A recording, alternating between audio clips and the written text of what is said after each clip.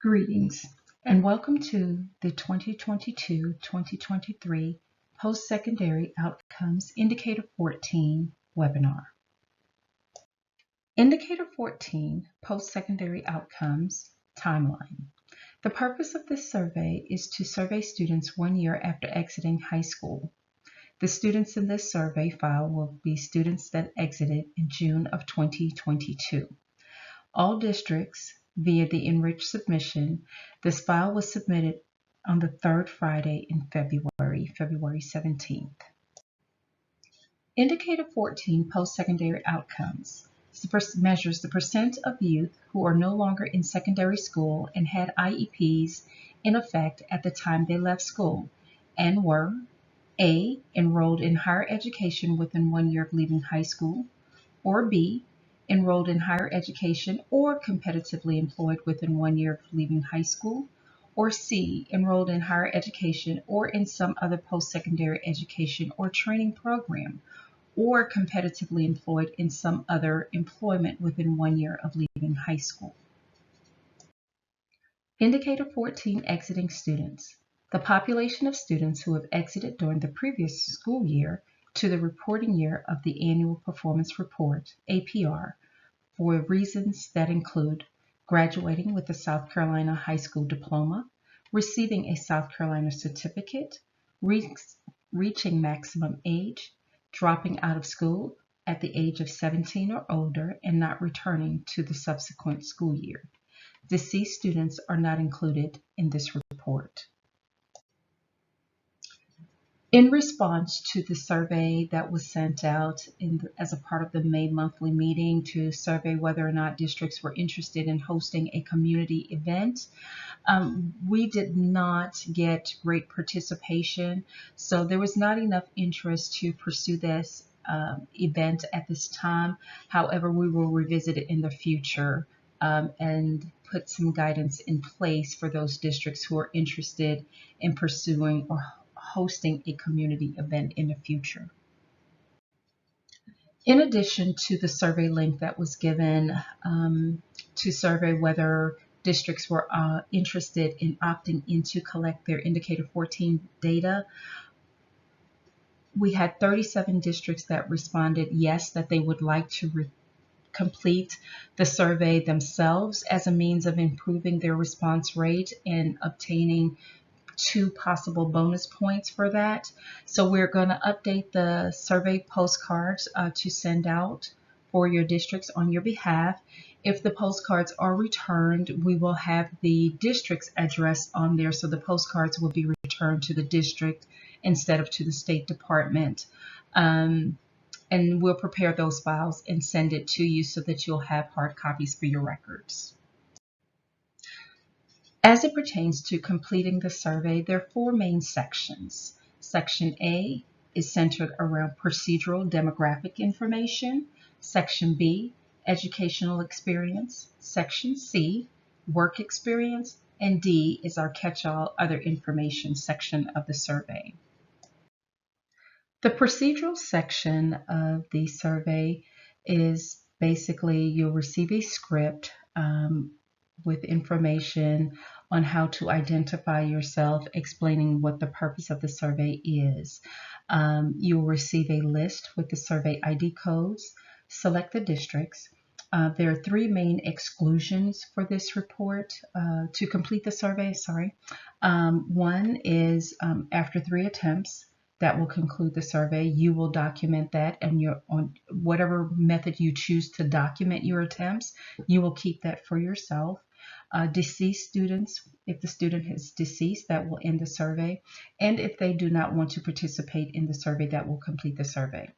If they do wish to participate in the survey, you will select not applicable, and that will open the other questions in the survey. You will need to identify who you're speaking with. Is it the parent or the student that's completing the survey? The demographics portion of the survey is extremely important because one of the measures that we are required to report is representativeness, and race ethnicity is a required component of the demographics or the representativeness report portion of completing this survey. So we've included the race, ethnicity, gender, and disability into the survey. As a means of completing the representativeness portion of the report. And so we have added the 7 federal reporting race ethnicity, the 2 genders, male, female, and then the 13 categories of disability to select as a part of completing the survey. The next portion of this survey is centered around the educational component. And basically, if the student attended any type of higher education within the last 3 months or at least one term upon leaving school in the last year. And this could be attending a 4-year university, attending a community or technical college for 2 years, attending a community and technical college certification program, working on or obtaining their GED, in short-term education, employment, or training programs such as Job Corps or Voc Rehab, short-term job training or apprenticeship program that students received some sort of job training, or if none of these applies. The next portion of the survey is centered around work history or work experience. Students who are in the military are automatically considered competitively employed. In order to be considered competitively employed, students must have been working for at least 3 months and received minimum wage and work 20 hours per week. Those 3 criterias of working automatically or puts the students in the competitively employed category. Once you select yes to are you currently working, and yes to 20 hours per week at least the minimum wage, is going to open another text box for when you're doing your job. Do you talk with other employees?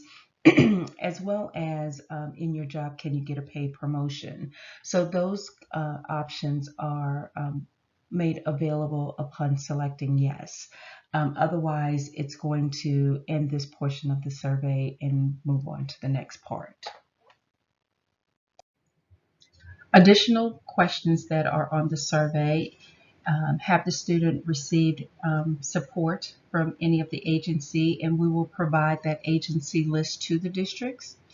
And what is the student's current living situation?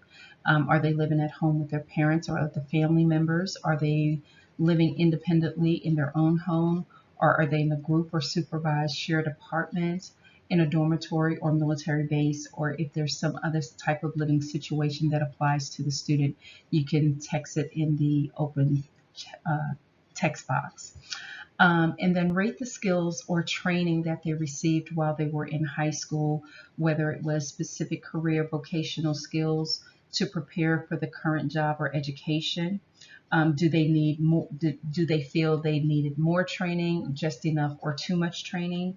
Money management skills, job seeking and job keeping skills, specific work experience, and self-advocacy.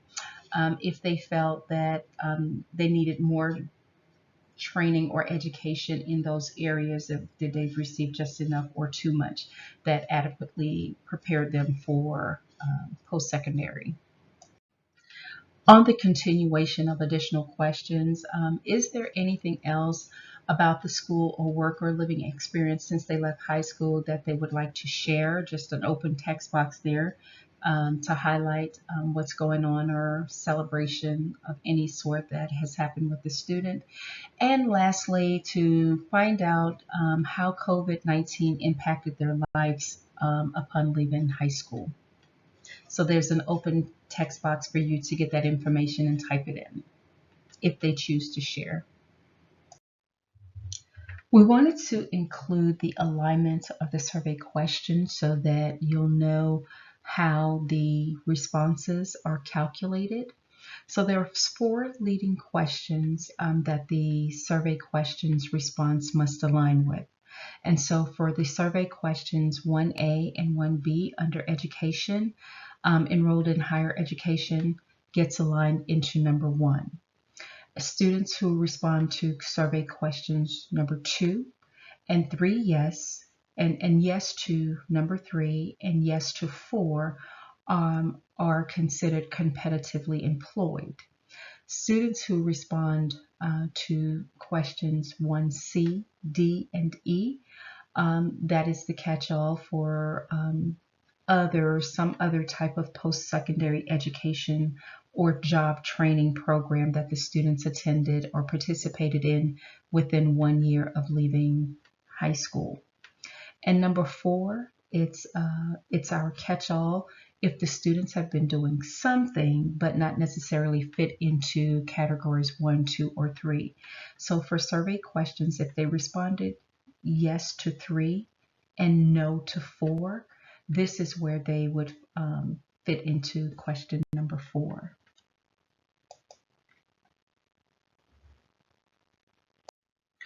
So upon completing the questions, or grouping the students' responses into the 4 questions or the 4 statements on the previous slide, those responses are then realigned into 3 questions that ties into the 3 measurements A, B, or C. So question 1 is exclusive to higher ed, and we have a visual to the right that shows you which category measurements they ultimately get included or counted in. Question 1 equals measurement A, and that is enrolled into higher ed within 1 year of leaving high school. For measurement B, it is looking at education and work experience, or if the students are considered competitively employed. And so for questions 1 and 2, those are going to equal your measurement B. And then for question 3, questions 1, 2, 3, and 4, they will all be included into measurement C. So the graph to the right, you see the 4 questions or the 4 numbers on the previous slide for the mutually exclusive categories to determine where the students are included. And based on those responses, it gets regrouped into measurement A, B, or C. And so we wanted to show you which questions aligned to the mutually exclusive categories and how it factors into the 3 measurement tables of the report. We've included the current year survey link for you to click on and access, so that as you are completing the surveys with your families, we have the surveys available in English as well as Spanish. The Office of Special Education Services will take the following actions. We will provide a mailing template to the district for their records, but the Office of Special Education Services will mail the postcards on behalf of the districts. We will include the district's mailing address on the postcards in case the postcards are returned. It will be returned to the district, so you'll have documentation of those families that you will need to follow up with. We will also provide a list with survey ID numbers and or codes, survey codes to you, and that list will be uploaded via ADT. We will also have the ability to provide weekly status updates to you on the progress of your submissions. If you have any questions or about completing the Indicator 14 survey, Albert Roman is your primary point of contact. And I've listed the entire team here, so please feel free to reach out to either of us if you have any questions about completing the Indicator 14 Post-Secondary Outcome Survey.